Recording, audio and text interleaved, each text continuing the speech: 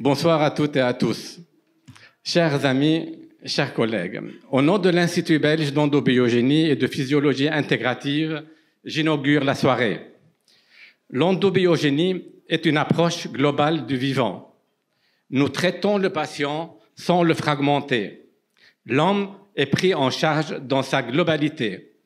Donc, au nom de l'homme, faisons une minute de silence en pensant à tout ce que l'humanité traverse pour le moment. Merci de votre collaboration. On se met debout et on fait une minute de silence pour l'humanité. Merci.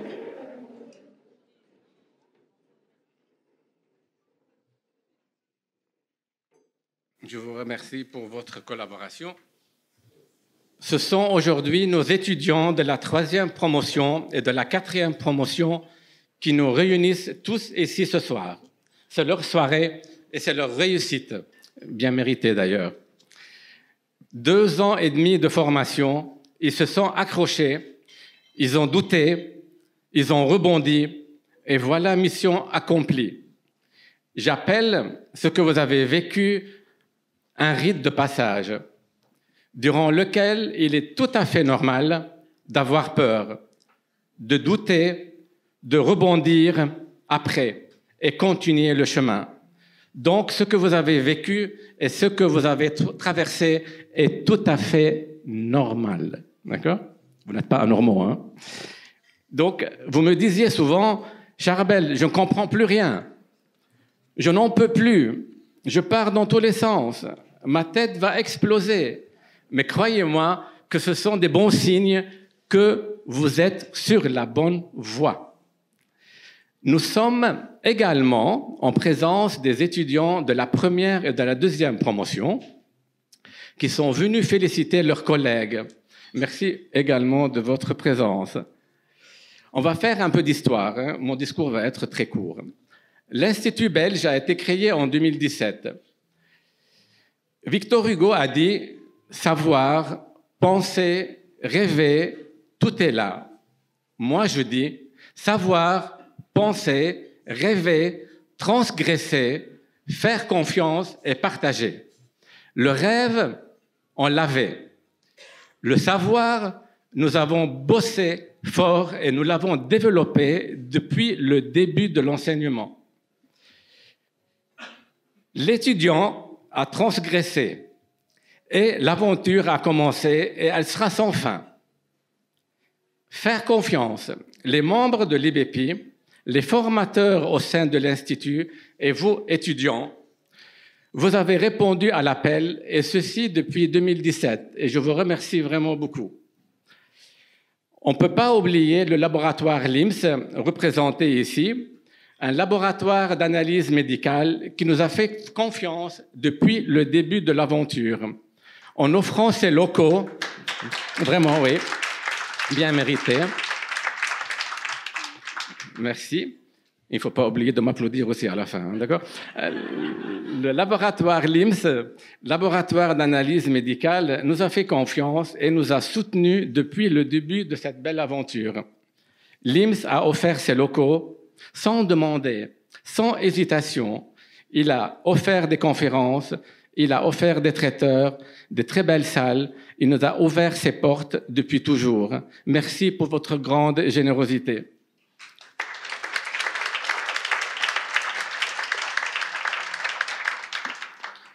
Le laboratoire d'Anos a toujours été présent à nos côtés. Ils ont investi énormément. Oui, c'est bien mérité. Ils ont investi beaucoup dans les plantes et dans l'enseignement et ils nous ont sacrifié Slimane, un nouveau formateur au sein de l'IBEPI, qui va parler après moi d'ailleurs. Je ne peux pas oublier les familles belges et toutes les personnes qui ont cru en notre parcours depuis le début. Merci pour votre soutien financier, mais pas uniquement financier. Vous avez toujours répondu à l'appel, toujours présent pour nous guider, pour nous réconforter, pour que cette mission soit remplie. Merci beaucoup.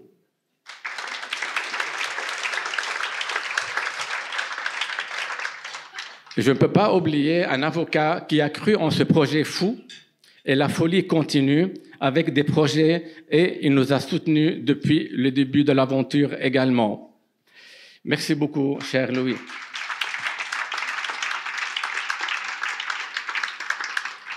Et bien sûr, je dois remercier nos chers secrétaires, Magda, Enza et Youssef.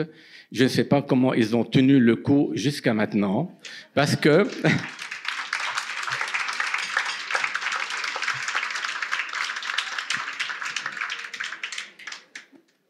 qu'il paraît qu'il est très difficile de travailler avec moi. Mais je ne sais pas. Vraiment, je ne sais pas.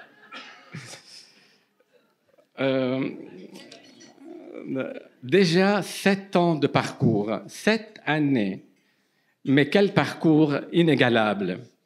Une promotion en Angleterre, une promotion en Lituanie, 2 en Bulgarie et 4 formations en Belgique. Qui a fait mieux? Je vous assure, personne. Mais je vous promets, personne. Hein? Donc, il est maintenant de notre responsabilité de diffuser cet enseignement, cette médecine du futur. Nos ambitions sont énormes et nos ailes sont bien ouvertes pour aller loin et très, très loin.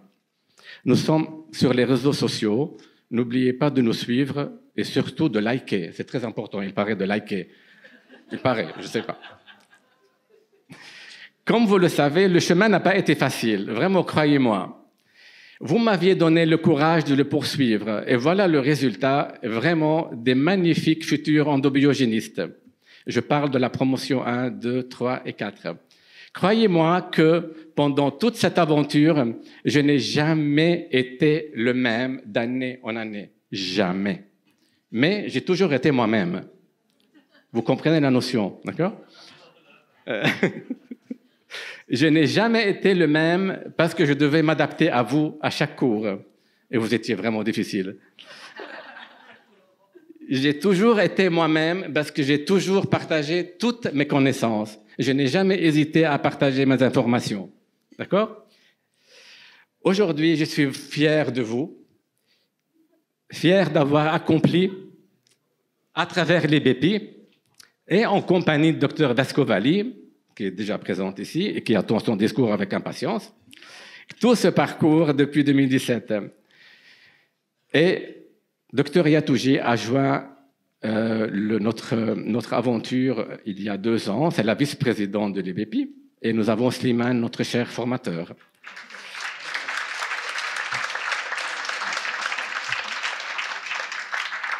On dit la théorie de l'endobiogénie. Mais ce n'est pas une théorie, c'est un vécu. Je vous invite à vivre cette médecine, à boire ces paroles et à être ivre de connaissances et d'échanges surtout. Il faut aller au bout de vous-même. Moi, je vous ai donné la clé. À vous de trouver la bonne porte. Ce n'est pas parce que vous avez la clé que vous trouverez la bonne porte. Oui, mais c'est vrai en plus. Hein, Slimane. OK, merci. Donc, pour terminer, j'ai 10 commandements du vieux maître plutôt, à ses élèves. Mes commandements. Prenez un bic et notez. Ne pensez pas un jour maîtriser l'endobiogénie. Ça n'arrivera pas. Ce n'est pas pour vous décourager. Hein? C'est une peine perdue. Apprenez à connaître ses méandres et à connaître vos limites afin de la respecter. Parce que si vous ne la respectez pas, vous allez me voir venir. Hein? C'est elle qui vous maîtrise. Ne laissez pas votre mental court-circuiter votre vécu. Il faut vivre l'endobiogénie et ne pas apprendre l'endobiogénie.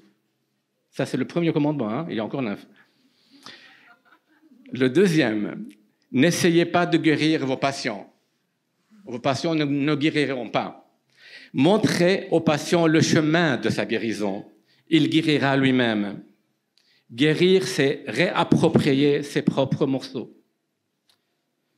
Troisième, n'ayez pas peur d'appliquer à chaque patient son propre protocole. Chaque patient est unique. N'ayez pas peur d'enfreindre certains protocoles. La peur vous fera grandir. Il n'y a pas de succès sans souffrance. La souffrance vous fera évoluer. Partagez vos expériences et vos connaissances en endobiogénie avec vos collègues. Ne gardez pas vos informations à vous. Ne restez pas seul, parce que l'individualisme finira par vous brûler. Persévérez, 6e. Étudiez, exploitez cette théorie du futur. Le chemin est long, mais vous serez guidés. 7. Vous possédez en vous une précieuse science, une vraiment précieuse médecine. Ne l'endommagez pas. C'est la science de l'homme. Et vous avez eu de la chance, moi inclus, de l'expérimenter. 8. Si un jour vous vous sentez désespéré et inefficace, si un jour vous vous ressentez que vous n'avez rien compris et que tous vos efforts sont en vain, c'est que vous commencez à comprendre l'endobiogénie. 9. Acceptez que l'endobiogénie est en vous et qu'elle ne vous lâchera plus. C'est fini, c'est trop tard. C'est une maladie, mais c'est une bonne maladie. Ce n'est pas une mauvaise maladie. Respectez-la. Ce que vous avez vécu à travers cet enseignement, c'est un rite de passage. Donc, c'est normal d'avoir peur. C'est normal de sentir que vous allez abandonner. C'est normal de douter. Il est tout à fait normal de faire ce passage, donc, pour être meilleur. Et pour finir, si un jour vous avez besoin d'un avis, je serai toujours à vos côtés et je vous aime.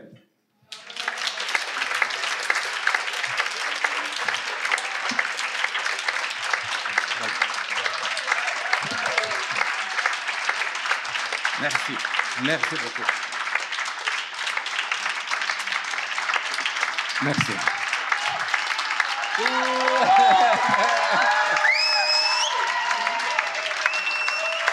Merci.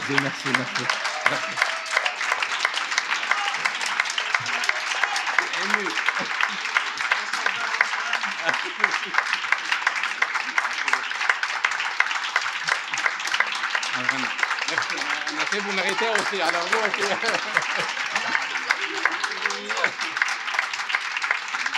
Bon, merci. Voilà. Merci, vraiment merci. Merci. Oui, il ne faut pas oublier que nous avons les étudiants bulgares avec nous. La Bulgarie est avec nous. Youssef et Marie-Christine. Je vais laisser la parole à la vice-présidente de l'IBEPI, Dr Yatouji. Dr Yatouji nous a accompagnés depuis toujours. Dr Yatouji, tous les jeunes visages que vous... pardon. Tous les étudiants qui sont sur la table, là-bas au fond, ce sont les étudiants de Dr Yatouji. Elle les a obligés. Ils étaient interdits de faire la médecine s'ils ne suivent pas l'endobiogénie. Donc, Dr Yatouji, oui, merci Dr Yatouji, vraiment beaucoup. C'est une très grande amie. Dr Yatouji nous a offert ses locaux en 2018 pour la 2e promotion, gratuitement. Merci Dr Yatouji, vraiment. Voilà. Et sa fille sera parmi les élèves aujourd'hui. Elle a obligé sa fille, alors qu'elle était étudiante en médecine, de suivre l'endobiogénie.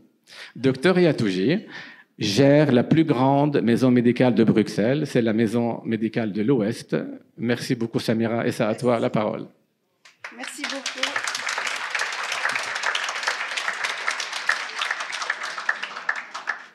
Bonjour tout le monde. Vraiment, je suis honorée de vous parler ce jour-là.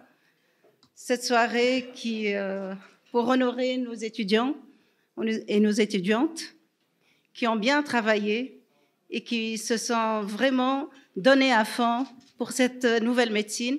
C'est pas nouvelle, mais c'est quand même, l'endobiogénie date du docteur Durafour, comme l'a expliqué docteur Charbel. C'est une approche globale. Et ce qui m'a attirée dans cette médecine, parce que je suis médecin généraliste depuis 1998, donc j'ai pratiqué la médecine générale.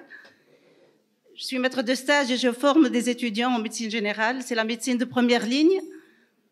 Cette médecine ne fragmente pas l'être humain. Heureusement qu'en médecine générale, on a le droit de voir l'être humain tel qu'il est. On est des médecins généralistes, nos patients vont chez le cardiologue, chez le pneumologue, chez d'autres spécialistes. Chacun le voit comme un organe. Et c'est à nous de faire le travail à la fin et de glober toutes ces spécialités en une personne. Par moments, on découvre des patients qui ont 2, 3 traitements qui sont les mêmes, mais c'est prescrit par différents médecins.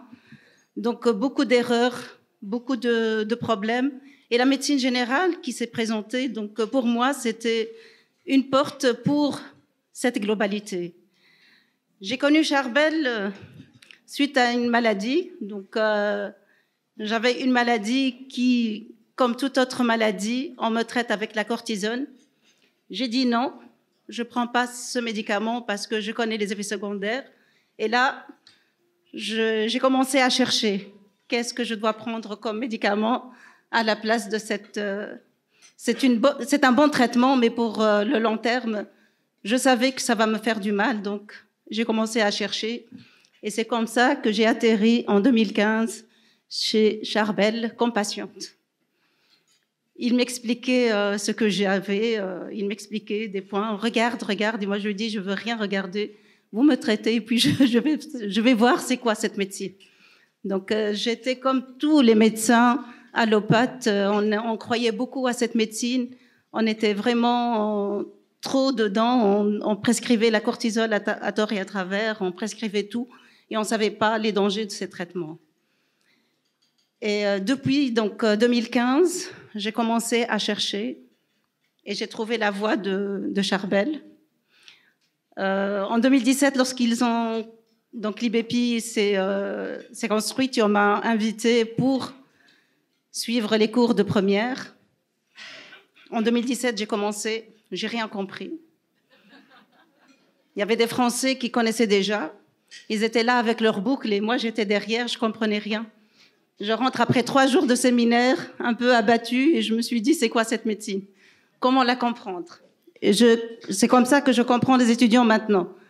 Après 7 années d'études et de spécialité de médecine générale, on est fatigué, on veut plus se casser un peu la tête et se creuser les méninges pour comprendre. On devient médecin protocolaire, c'est facile. Le patient se présente, il a ça, je lui prescris ceci. On se casse plus la tête. C'était la médecine la plus facile. Après quelques années, on prend l'habitude, on transpire plus, on réfléchit plus, on devient des prescripteurs. Et lorsque j'ai pris conscience de ceci, parce que plein de fois, j'avais des patients devant moi qui me disent « Docteur, je suis fatiguée, docteur, j'ai ça ». La prise de sang ne dit rien. On va voir un psy, tout va bien. Grâce à l'endobiogénie, maintenant, je comprends ce qu'ils ont et j'ai pu les traiter. Traiter, c'est-à-dire, comme a dit Charbel, le patient se traite de lui-même. Changer sa manière de vivre, changer sa manière de manger, lui prescrire quelques plantes et tout rentre dans l'ordre. C'est facile, mais quand même, lorsqu'on fait l'endobiogénie, quand on regarde la prise de sang, on passe des nuits blanches, on réfléchit pour trouver le bon traitement. Et à la fin, on voit le patient qui vient content et qui demande de nouveau. Je traite un, il y a 10 de la famille qui viennent, qui font la queue. Docteur, comment vous l'avez traité? Ils ont fait tous les médecins spécialistes et personne n'a trouvé le problème. Docteur Yatouji a trouvé. C'est pas de la magie, mais je dis aux gens, changez votre manière de manger, votre manière, diminuer le stress et tout rentre dans l'ordre. Mes assistants, malheureusement, sont formatés, l'UCL, l'ULB, tous dans la médecine avec les protocoles et le Base Evidence Medicine. C'est dur de les faire avaler cette nouvelle approche, mais je ne perds pas confiance. Je suis toujours là à vraiment les pousser à venir à l'IBEPI, à se former en même temps qu'ils ont la matière qui est encore dans leur tête, j'espère, parce que la physiologie, c'est les 3 premières années des études qu'on oublie avec les doctorats et les stages et tout ce qui se passe par après. On oublie la physiologie du corps humain et on devient des prescripteurs. Je les encourage tous mes étudiants, tous les assistants qui travaillent chez moi, Il y a Philippine, premier exemple, et assistante du docteur Abi Chahine par après, donc qui a fait l'expérience. Et les autres étudiants qui m'ont écouté, docteur Sina qui est sur le plateau, docteur Wakas qui a arrêté mais qui va suivre, j'espère, et plein d'autres médecins qui sont intéressés par cette approche.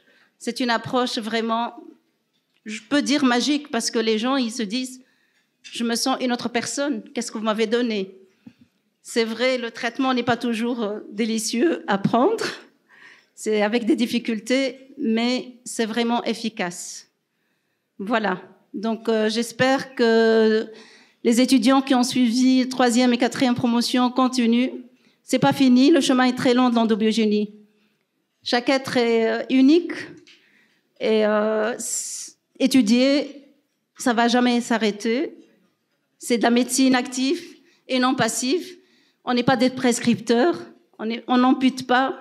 Et voilà, donc c'est une médecine qui va régler tout. Comme il a dit, Charbel, on ne traite pas, on ne guérit pas, mais le patient guérit de lui-même. Merci à tous, ça m'a fait plaisir. C'est juste un témoignage. Merci beaucoup. Merci. Un petit mot, je vous promets que ça ne va pas tarder, pour notre cher Slimane. Slimane, il est devenu comme moi. C'est une maladie. Il ne dort pas. À 3 heures le matin, il m'envoie des messages. Il a fait un chemin mais vraiment extraordinaire. Ça me rappelle mon enfance parce qu'il a étudié, il a bossé, il a tout compris. Et c'était l'étudiant de la promotion 1. Moi, j'avais un rêve qu'un étudiant me dépasse. Et il l'a fait. Slimane, c'est à toi.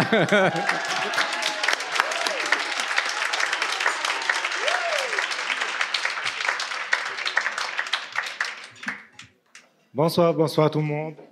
Je suis vraiment heureux de votre présence ce soir parce que surtout je suis heureux de remercier Charbel car grâce à lui, c'est lui qui m'a fait connaître l'endobiogénie. Et je remercie aussi d'ailleurs Samira parce que c'est grâce à elle que l'endobiogénie s'est développée aussi. Je vais essayer d'être bref parce que Charbel a parlé de tout. Moi, ce que je conseille pour les étudiants et pour moi-même d'ailleurs, c'est rester toujours curieux. Restez curieux. L'endobiogénie ne se termine jamais. Continuez à étudier, continuez à comprendre, essayez de comprendre la maladie. On n'est qu'au début encore de l'aventure, donc il faut continuer, n'arrêtez pas. Ayez toujours un esprit critique. Doutez toujours, comme Charbel l'a dit, si bien dit. Vérifiez toujours vos sources. Étudiez, comparez, discutez toujours des cas. N'hésitez toujours pas. N'ayez jamais aucune certitude. Il n'y a pas de certitude dans la vie. Il n'y a que des faits. Vérifiez toujours les faits. Dès que vous avez une certitude de quelque chose, vous ratez la coche. Ça ne marche jamais. Et enfin, je vous dis, soyez empathiques, car avant de traiter une maladie, vous traitez les personnes, les gens. Et vous ne traitez pas une maladie tout simplement. Et c'est tout. Merci beaucoup.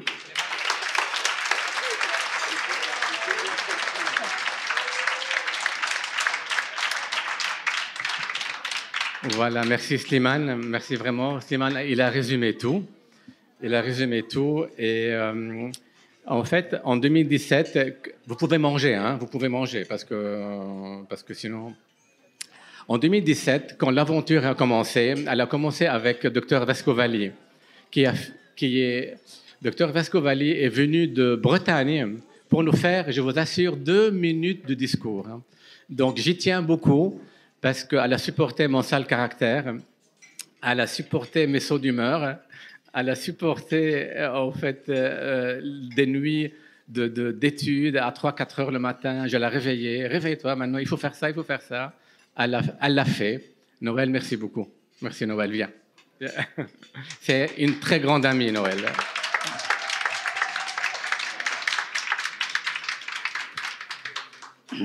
C'est très émouvant de vous voir tous si nombreux, parce que je reconnais même plein de gens.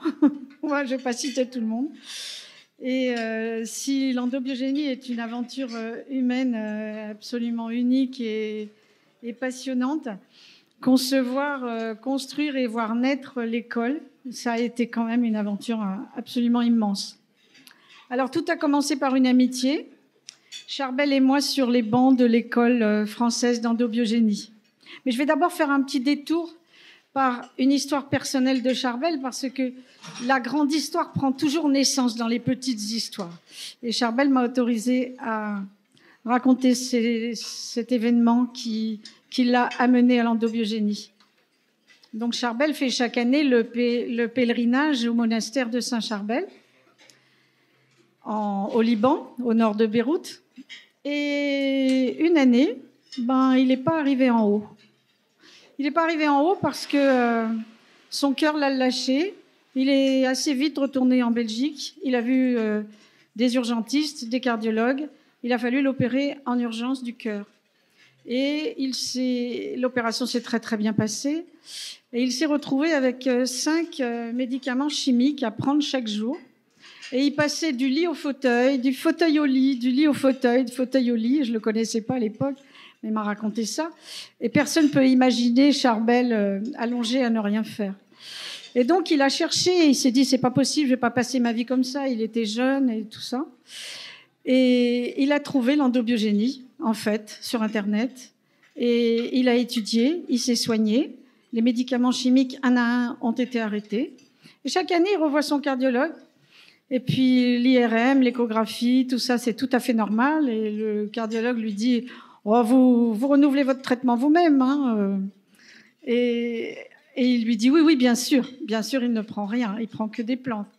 Enfin voilà, la belle histoire, c'est comme ça que ça a commencé. Et après, donc, nous nous sommes rencontrés sur les bancs de l'école française d'endobiogénie.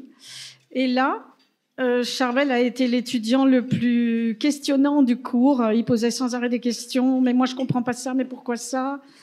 Et il poussait dans ses retranchements les enseignants. Vous imaginez bien. Et chez lui, il avait étalé tous les cours, les classeurs, les cours partout. Il avait interdit à sa femme de ménage de rentrer dans son bureau. Et donc, il étudiait. Un jour, je lui ai dit, mais comment tu fais pour avoir compris tout ça? Il m'a dit, mais Noël, j'ai étudié 7 fois chaque classeur. Donc, ils l'ont fait. Ah, vous l'avez fait? Vous avez étudié 7 fois chaque classeur? Moi non plus. Bon. Et donc, voilà quoi. Vous savez combien Charbel aime comprendre et faire comprendre aux autres, et combien il est généreux de son savoir et de sa grande connaissance de l'endobiogénie. C'est vraiment quelqu'un qui ne garde pas les informations pour lui. Et c'est d'ailleurs ce que j'ai toujours admiré en toi, Charbel. Alors ensemble, nous avons fondé l'IBEPI, nous avons accompagné les promotions numéro 1 et 2. Je suis ravie de tous vous revoir, c'est très touchant. Et nous avons accompagné une formation, une promotion en Angleterre et une en Lituanie. Et je suis très touchée de voir que maintenant, il y a encore 2 autres promotions, plus un enseignement en Bulgarie. Vraiment, c'est extraordinaire. Et je te remercie de m'avoir permis de vivre toute cette aventure. Merci aussi à Youssef d'avoir toujours été là pour nous supporter. Voilà.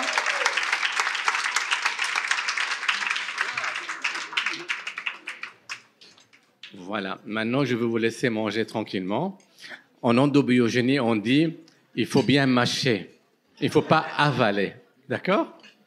Donc, il faut mâcher le nombre de dents que vous avez dans la bouche. Donc, si vous avez une dent, mais c'est foutu. Mais si vous avez une trentaine, mais allez-y. D'accord? Donc, voilà, bon appétit. Et puis, on va passer la parole à la deuxième promotion et à la 4e et 3e promotion. Donc, mais après le repas, d'accord? Donc, mangez bien et très bon appétit et à très bientôt. Votre attention, s'il vous plaît. Est-ce que vous mangez bien? Tout va bien? Oui, tout va bien? Oui, tout va bien? D'accord. Avec Dr Yatouji et Slimane, on a fait le décompte de vos points. Et c'est la catastrophe. Non. En fait, je vais céder la place à Monsieur Jacques Boulet. T'as fini de manger ou pas? Ah, je suis désolé. Monsieur Jacques Boulet, c'est un ami. Jacques a fait la deuxième promotion chez Dr Yatouji. Jacques, il va parler de lui-même. Donc voilà, je vais laisser la place à Jacques, qui est un très très grand ami. Merci Jacques d'avoir accepté de dire un petit mot pour la promotion 1 et pour la promotion 2. Merci beaucoup Jacques. Merci. Mesdames, Messieurs, eh bien, Charbel m'a demandé de vous dire quelques mots de mon approche de l'endobiogénie. Je l'ai d'abord connue grâce à mon épouse, Colette, qui a, dans sa démarche toujours d'ouverture scientifique, été intéressée par ce qui était évoqué. Je l'ai laissé aller, puis grâce à une connaissance commune, j'ai été invité à une soirée, une conférence. Et là, j'ai rencontré un homme hors norme, intellectuellement, humainement. Et ce qui m'a marqué, c'est directement d'avoir des réponses à des questions que je m'étais toujours posées, auxquelles je n'avais jamais eu de réponse satisfaisante, hormis peut-être, bon nombre d'années plus tard, au travers d'un livre assez remarquable du docteur Gautier, qui s'appelle Cet enfant glandulaire inconnu.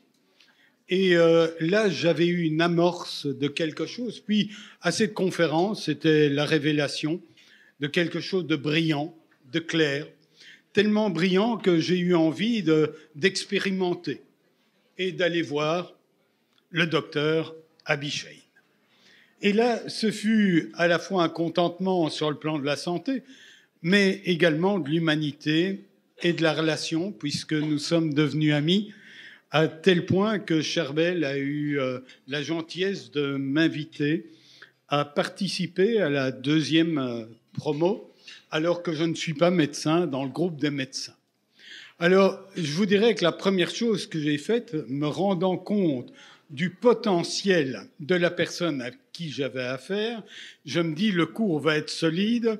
Donc j'ai commencé par une recherche archéologique dans mon grenier pour retrouver un cours de physiologie, me disant il faut quand même que je me mette un petit peu dans le courant.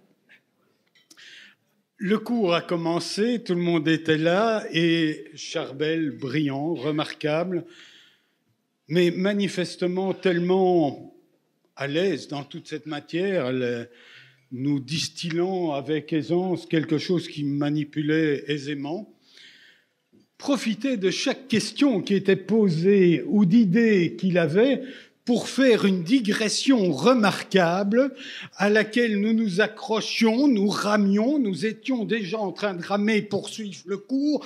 Donc cette digression nous faisait terminer le cours pour plonger dans ce qu'il disait. On percevait parfaitement que ce qu'il nous offrait était génial, avait de l'ampleur, mais on n'arrivait pas à en prendre la texture, tellement que ça allait vite, que c'était large. Et puis, il avait terminé ça, pour lui c'était évident, donc il revenait au cours. Nous, on terminait dans la digression pour recourir dans le cours. Ébouriffant, merveilleux, intellectuellement brillant, génial, sur tous les points de vue.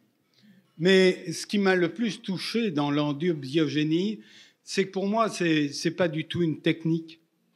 C'est quelque chose qui ouvre, qui est vraiment une respiration qui nous donne accès à la fois à la vastitude et à la fois à l'intimité du vivant. Dans toute sa nuance qui est le reflet pour moi de la complexité, qui est le fruit de nos 13,8 milliards d'années de complexification depuis le Big Bang. Alors, n'étant pas médecin, il est évident que je n'utilise pas l'endobiogénie comme la majorité d'entre vous, je ne me garde bien de proposer l'un ou l'autre produit. Par contre, j'utilise la prise de sang pour mieux percevoir la finesse de l'intimité de la personne dans son fonctionnement. Personnellement, j'utilise une technique qui s'appelle l'analyse réinformation cellulaire, renforcée par des théories de Groppa, etc. Et comme vous le savez, c'est Einstein qui nous l'a démontré dans la relativité restreinte. Le monde n'est pas à 3, mais à minimum 6 dimensions, dont la 6e, la dualité onde-particule. Et la partie dont je m'occupe, c'est cette partie ondulatoire qui, aujourd'hui, la convergence des connaissances démontre que la particule vide les éléments et donc est le support de l'évolution, alors que l'onde est la mémoire de tout ce qu'a vécu la particule et donc influence les mécanismes à ce titre. Et j'ai trouvé en l'endobiogénie cette passerelle magnifique entre l'ondulatoire et le corpusculaire, qui donne vraiment cette élégance du vivant dans toute sa dimension. Et ça me permet, dès lors, dans l'approche des personnes que j'ai l'honneur d'accompagner, de voir si ce que je perçois doit être affiné, renforcé, modulé, pour vraiment pouvoir danser avec la vie qui grandit toujours davantage en chacun de nous et la respecter dans sa juste croissance. À ce titre, l'endobiogénie est pour moi une découverte absolument magnifique pour laquelle je tiens à remercier vraiment Charbel pour son amitié, mais aussi pour ce qu'il est allé chercher et arriver à nous transmettre en termes simples des notions qui pourtant sont extrêmement complexes. Alors, grand merci à lui, grand merci à vous et félicitations à tous ceux qui ont fait les promos 3 et 4.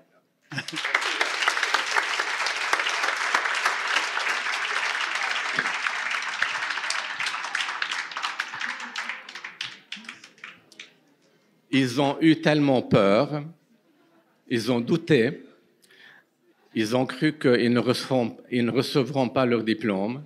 Donc, ils ont décidé de dire un mot de remerciement à l'improviste, comme ça. C'est les étudiants de la promotion 3 et 4 qui seront représentés par Madame Amouche Hayat, Dr Gofar aussi, par Redouane, donc, Redouane, je ne sais pas qui. Venez, hein, n'hésitez pas, hein, je suis là. Si vous voulez réussir, c'est le moment de me convaincre.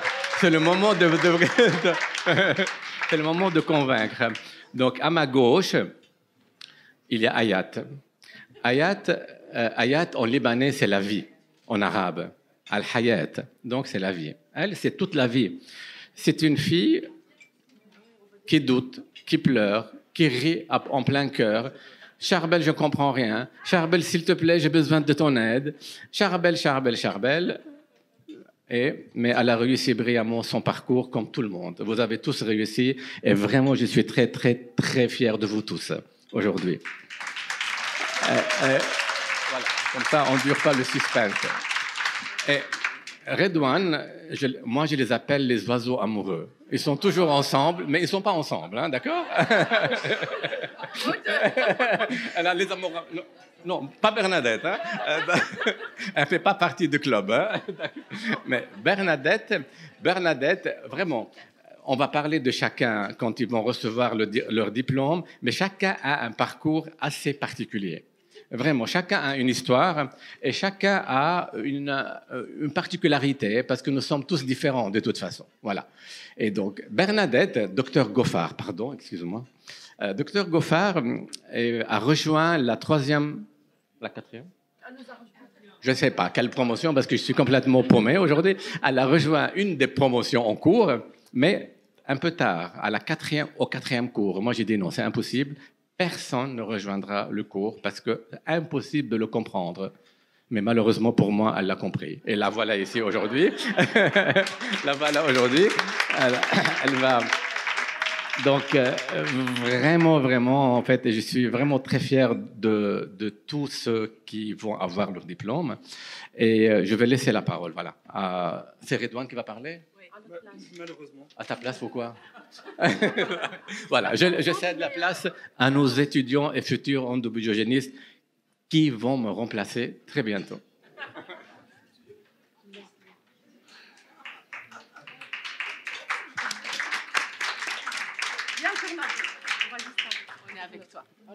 Mesdames et messieurs, membres éminents de la communauté d'endobiogénie, il est avec une profonde gratitude que je prends la parole aujourd'hui au nom de tout le groupe d'endobiogénie pour exprimer notre reconnaissance envers deux individus exceptionnels.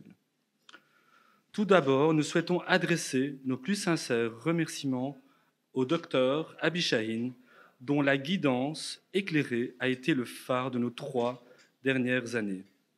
Sa passion inébranlable pour l'endobiogénie a été une source d'inspiration pour nous tous. Et nous sommes profondément reconnaissants de sa générosité à partager ses connaissances. De même, nous exprimons notre gratitude à mon cher confrère, M. Dandan, dont l'expertise inestimable nous a permis de mieux comprendre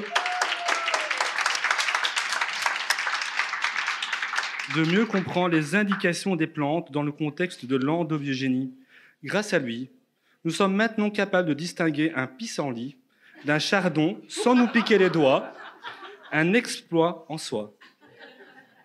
C'est grâce à leur dévouement que notre compréhension de cette discipline a été enrichie. Il convient également de souligner que c'est grâce au docteur Abi Chahine que l'endobiogénie a pu être portée à la connaissance en Belgique et que nous lui devons la création de l'Institut de l'endobiogénie. Son dévouement à répandre la connaissance et la pratique de l'endobiogénie mérite notre plus grand respect.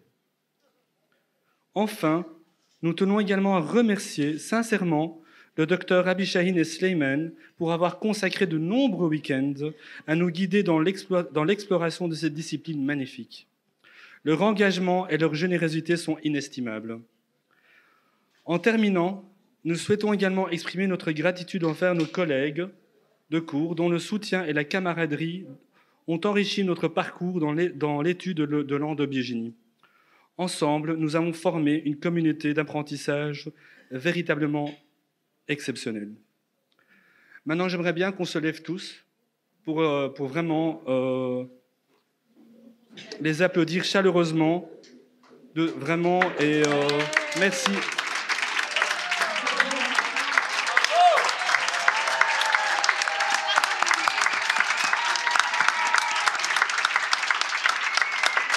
Vraiment, on vous remercie.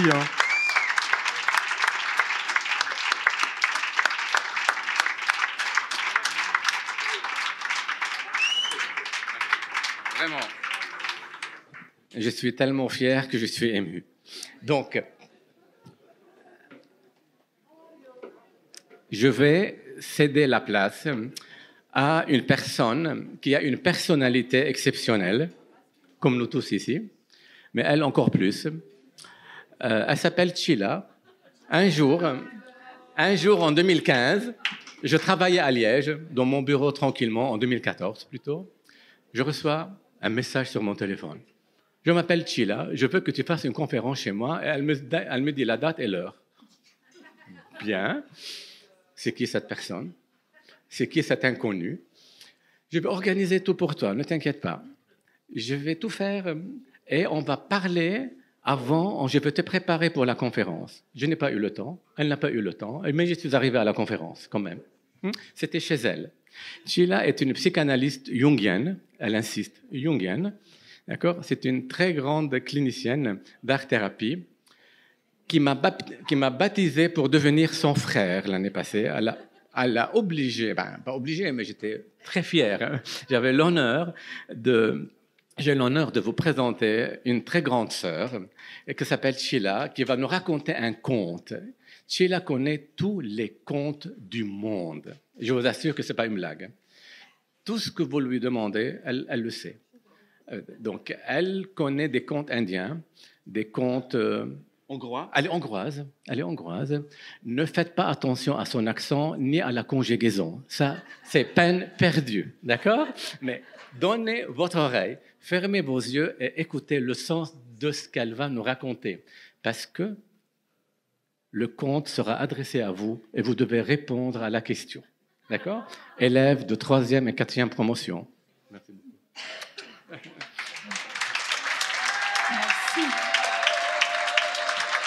Bon. En effet, donc, mon accent, c'est comme ça depuis 30 ans et ça ne va pas changer. Donc, ça risque d'aggraver.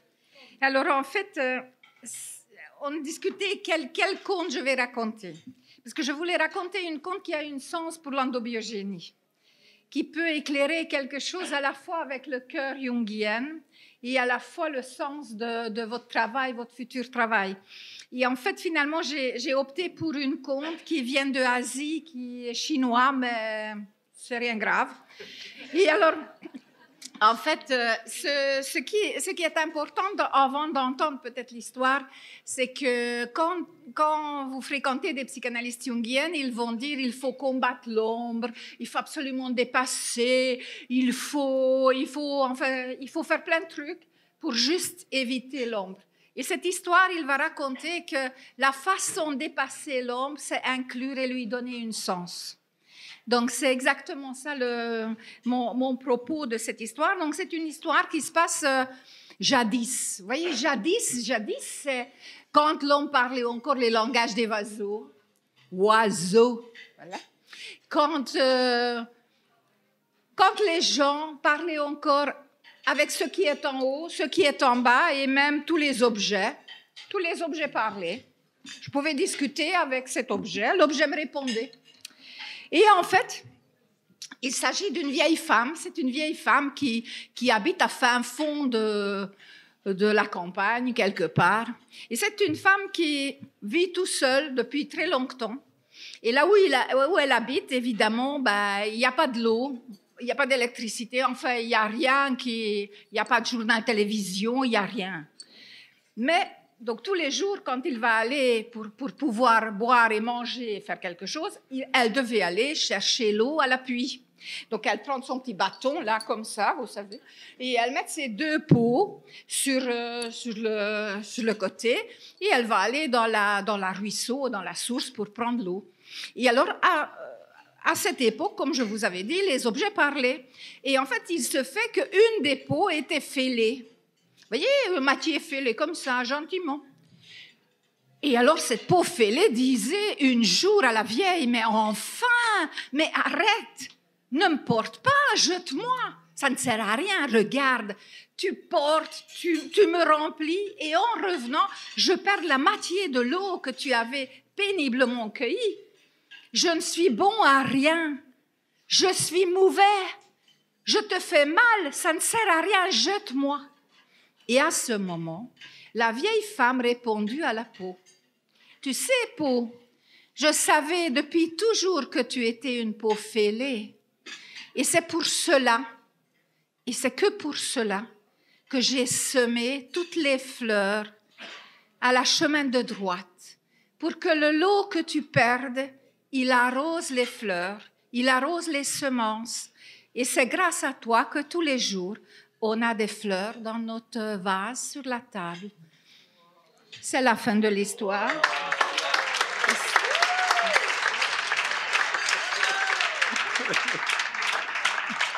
C'est du beau.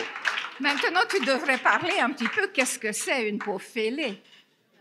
Qu'est-ce que c'est l'ombre? Comment on gère l'ombre? Quel est le sens de l'ombre? Maintenant, elle me demande d'interpréter ça en endobiogénie. Il faut... C'est ça que tu demandes. Oui. Mais puisque j'ai cédé ma place aux futurs endobiogénistes, c'est eux qui vont répondre à la question. Qu'est-ce que le pot fêlé vous dit? Bernadette, je t'en prie. Tu réponds pour tout le monde? Elle prend la responsabilité. Hein? Ok, allez Bernadette. Chila. La lumière rentre par la blessure. Merci Bernadette.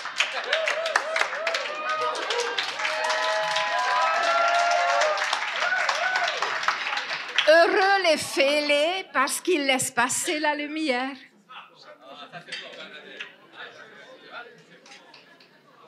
Tu vois, mes élèves ont Uchila. C'est bien, hein? Ils sont tout jeunes en plus. Hein?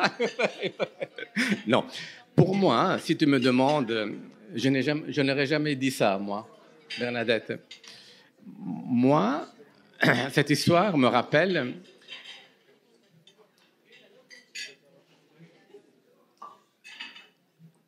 le pot fêlé, pour moi, ressemble à un ovaire d'une femme ménopausée.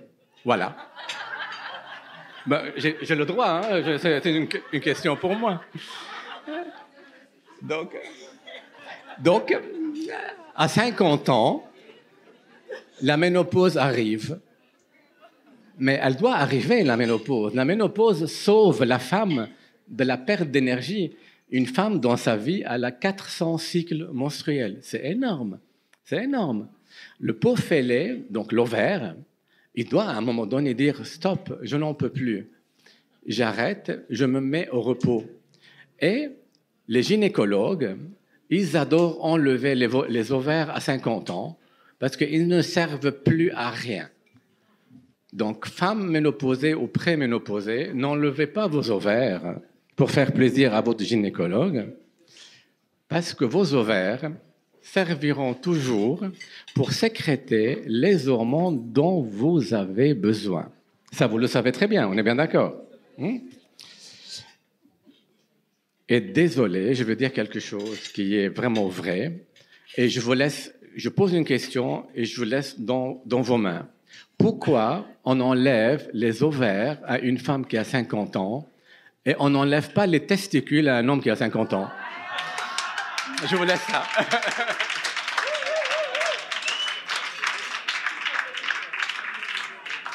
C'est vrai ou pas? En fait, je veux vraiment remercier toute l'équipe technique qui est avec nous aujourd'hui, qui passe une soirée, en fait, jusqu'à, je ne sais pas jusqu'à quelle heure, parce que voilà.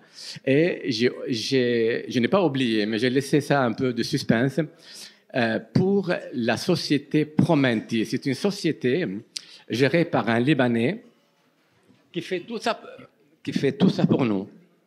Tout ce que vous avez, les QR codes, les réseaux sociaux, tous les roll-ups qui sont ici, ils sont faits par la société Promenti, qui est gérée par Fabio et Maya, son épouse.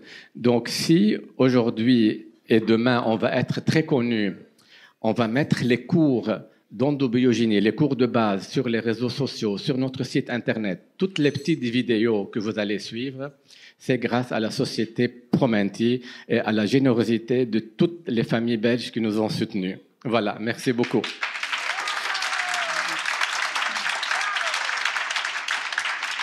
Donc, j'ai compté. Donc, les médecins et les pharmaciens vont recevoir une attestation de connaissance et de pratique en endobiogénie. Donc, ça veut dire qu'ils ont réussi le cours théorique, pratique, ils ont fait un stage et ils ont réussi le cas clinique qu'ils ont présenté devant le docteur Yatouji, devant Slimane et moi-même. Il y a 8 médecins, il y a 10 pharmaciens et 10 thérapeutes. Donc, les médecins et les pharmaciens vont recevoir, vous allez voir sur votre diplôme, il y a le chiffre 1. Le chiffre 1 représente que vous avez réussi tout le parcours que j'avais demandé. Les thérapeutes, ils vont recevoir un certificat de connaissance en la matière. Ça veut dire, ils ont réussi, mais vraiment brillamment, et ils sont très courageux, et c'est surtout courageuse, mais il y a un mec, il y a Patrick, je pense. Voilà. Ils ont réussi brillamment et ils ont une attestation, un certificat d'acquisition de connaissances en endobiogénie. Donc, l'idée est d'appeler avec gentillesse et pas simplement nom-prénom. Et le petit d'exercice a été de trouver une plante associée à mon camarade d'études. Et je ne connais pas tous mes camarades d'études.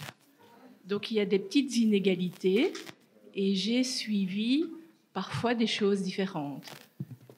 La signification du nom ou son étymologie ou son caractère. Alors, je vais d'abord appeler Lorraine.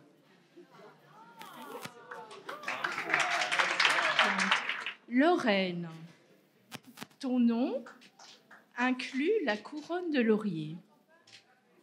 Et c'est une origine arabe et latine. Et donc, je trouvais que le laurus nobilis pouvait te couronner.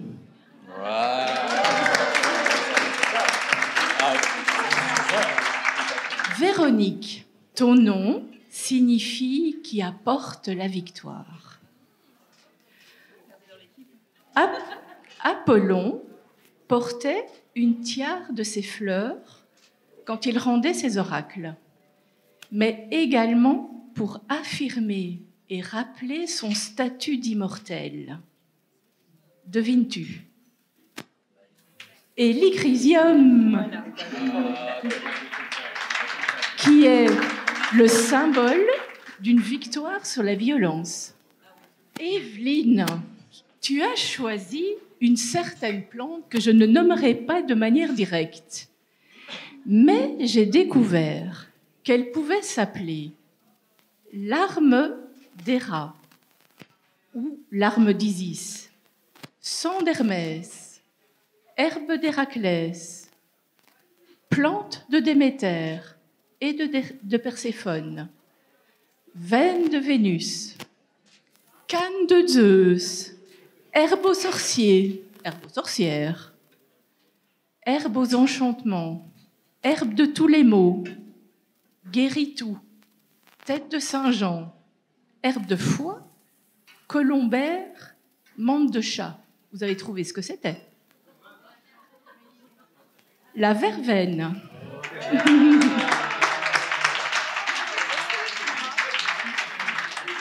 Isabelle, on m'a dit que tu avais des mains créatives.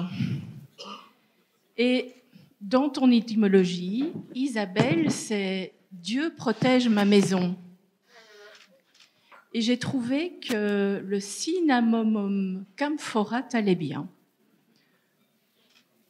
L'huile essentielle de Ravitsara, comme protection.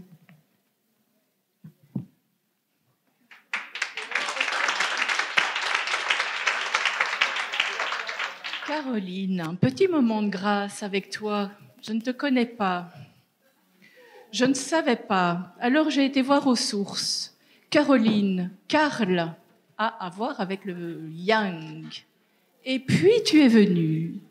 Et tu m'as dit, moi, c'est Escoltia. Et j'ai été voir Escoltia, pavot de Californie qui pousse tout près des séquoias. Et moi, j'avais choisi pour toi Quercus, robure. Évidemment.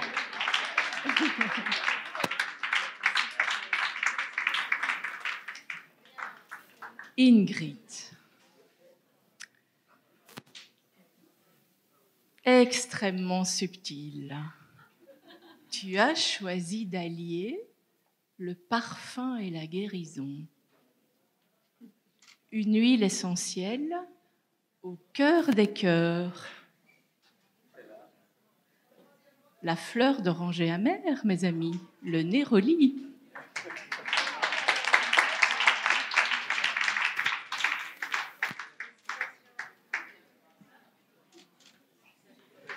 Patrick, un cœur, un instant, Patrick, plein de qualités, bienveillant, généreux de cœur, créatif, positif. Patrick, les entités angéliques t'apportent leur grâce. Angelica.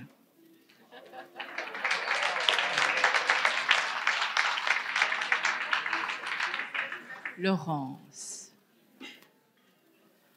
Et pour...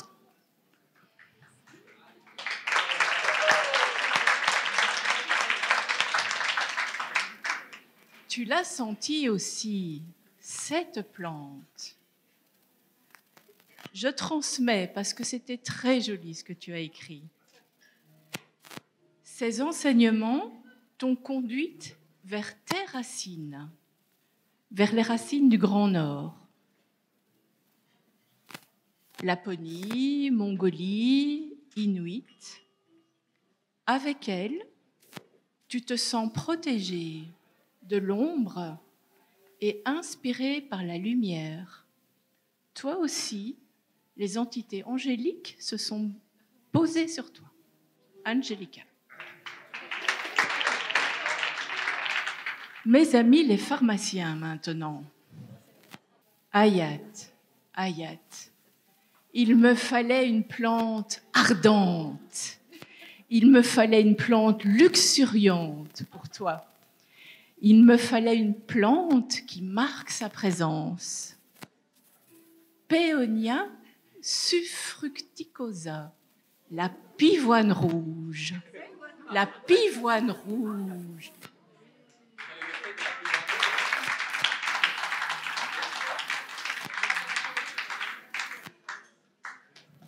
En fait, il faut savoir quelque chose, et je ne peux pas m'empêcher de le dire. Ayat pose 50 questions par minute. Sans blague.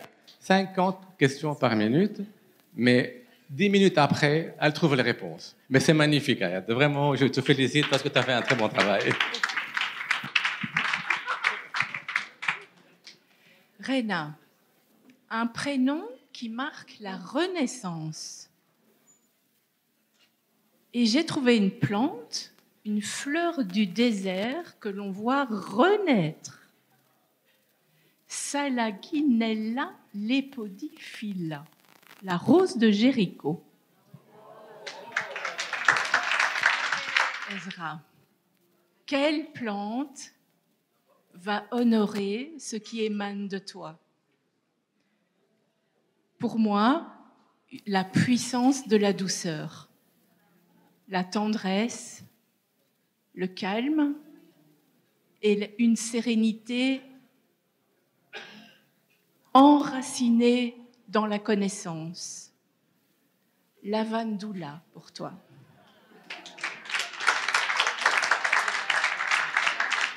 Iba, tu es cadeau. Iba, cadeau, mes amis. Quelle plante va pouvoir métaphoriser cette force discrète qui permet le passage en profondeur à la réparation, une douceur qui inspire la confiance. Iba, pour toi, Rosa Canina.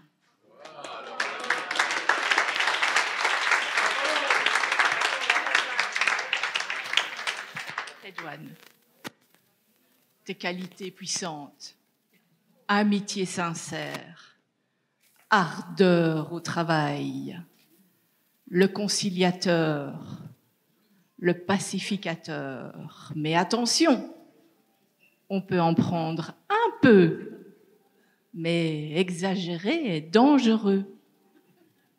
Digitalis.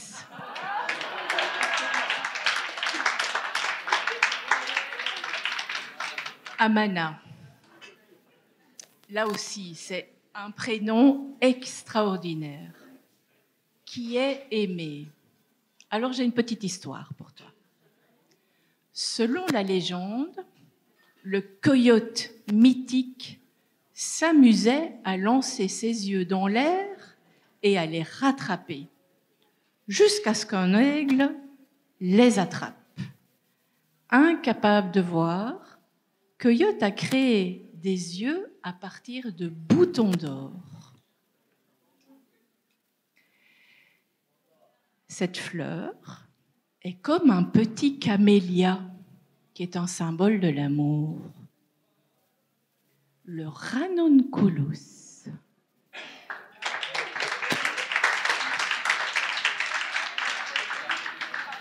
Julian, le chercheur de remèdes sans frontières.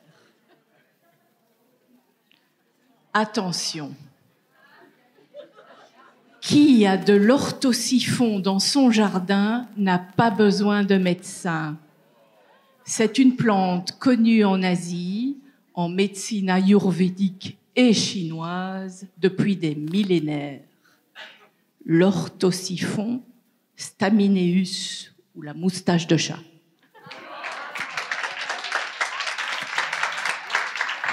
Flavia. J'ai appris que Flavia, c'était la couleur jaune. Alors j'ai cherché une fleur jaune. Et j'ai trouvé une fleur jaune, symbole de créativité, d'énergie, de résilience, de pardon et de vitalité. C'est l'une des premières fleurs à éclore à la fin de l'hiver, annonçant le printemps. La jonquille.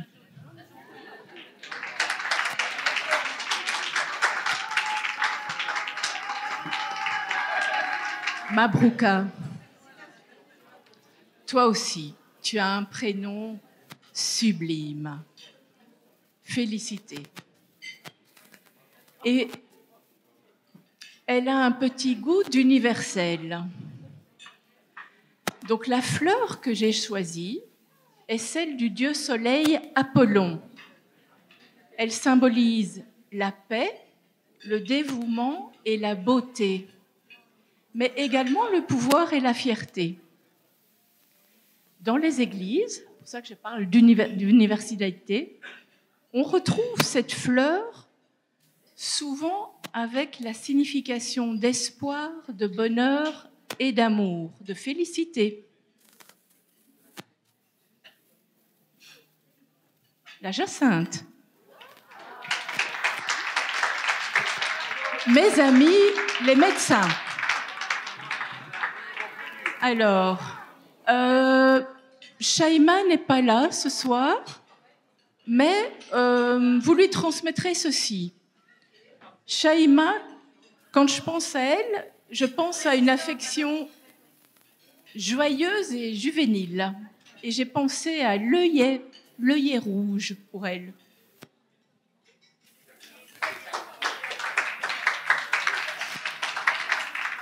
Elvira. Une gentillesse toute en timidité. Elvira. Tu connais, tu es une avant-gardiste pour connaître tous les outils pour faciliter l'organisation.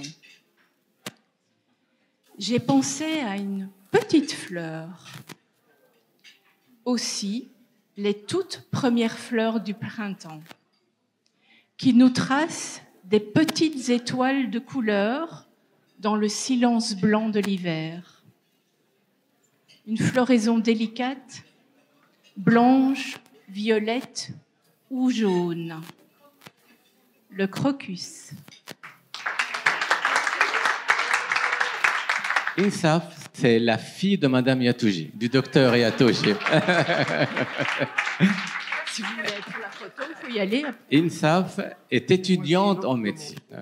Elle vient de finir sa médecine en mois de juillet.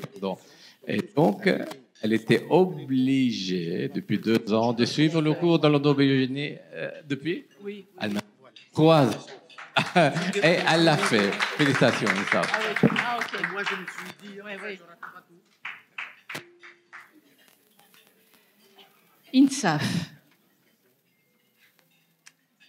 ma camarade de promotion. Là aussi, mais alors là, le poids du prénom, la justice.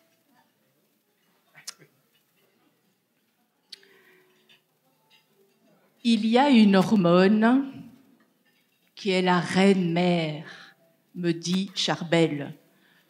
Non, c'est Slimane qui m'a dit ça. Enfin, c'est l'un des deux. C'est-à-dire, elle dirige tout. Et donc, j'ai choisi la fleur qui met en équilibre cette hormone la plus importante?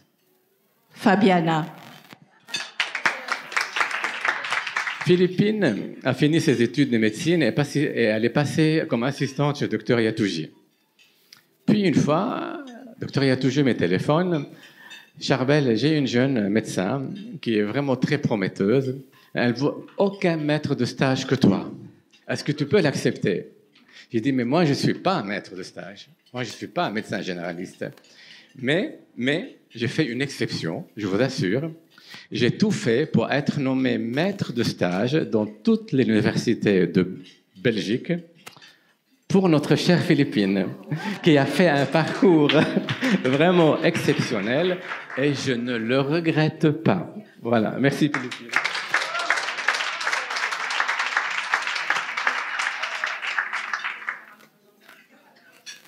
Philippine. Des pétales incandescents et fragiles tout à la fois. Une fleur, une force qui se cache derrière une apparente vulnérabilité. Papa vert, le coquelicot.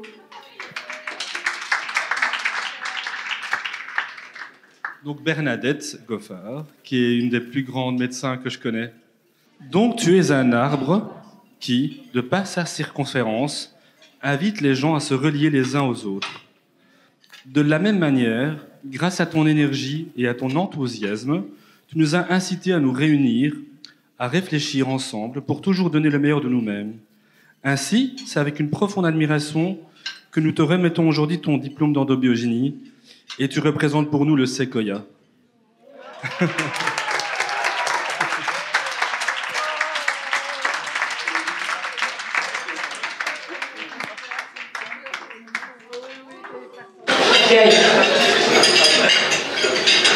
Une hypersensibilité, tout en surprise, paraît-il. Discret, et puis, hop, tu peux donner toute ta force.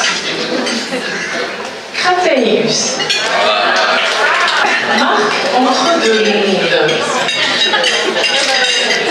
La plante. Une plante entre deux mondes, évidemment. Petite histoire. La fameuse manne du désert qui sauva les hébreux de la famine était en fait constituée du Leconara esculenta pour notre ami Marc. Habiba, on termine avec ton prénom. Et on va terminer dans la grâce la plus grande. Ton prénom, c'est celle qui aime. Quelle fleur peut métaphoriser l'esprit de l'amour et de l'adoration? Le camélia. Et j'ai trouvé une forme de camélia. Le Camellia japonica Roger Hall, c'est presque comme un camélia en lotus. Merci beaucoup pour cette recherche approfondie. Donc, notre soirée s'est clôturée avec ce clôture, avec des diplômes, je n'ai oublié personne du studio. Voilà, je vous souhaite donc très bon appétit, sur les desserts, n'oubliez pas. Et donc, j'aimerais bien juste vous rappeler que la plupart des endobiogénistes et des médecins qui ont eu leur diplôme travaillent chez nous au plateau.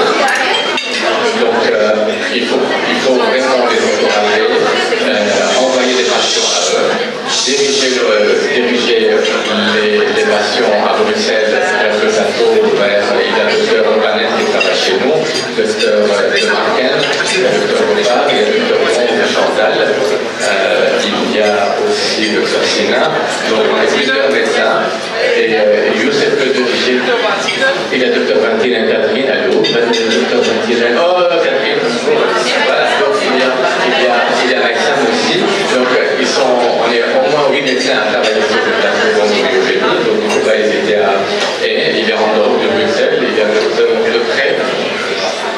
c'est le docteur Thomas qui va rejoindre et va être un nouveau formateur au sein du BPI, un parcours aussi exceptionnel. Donc, c'est ce que tu fais, Thomas. Et le docteur Toussaint travaille dans la région de Liège, notre cardiologue qui a complètement viré de bord. Je veux dire, viré de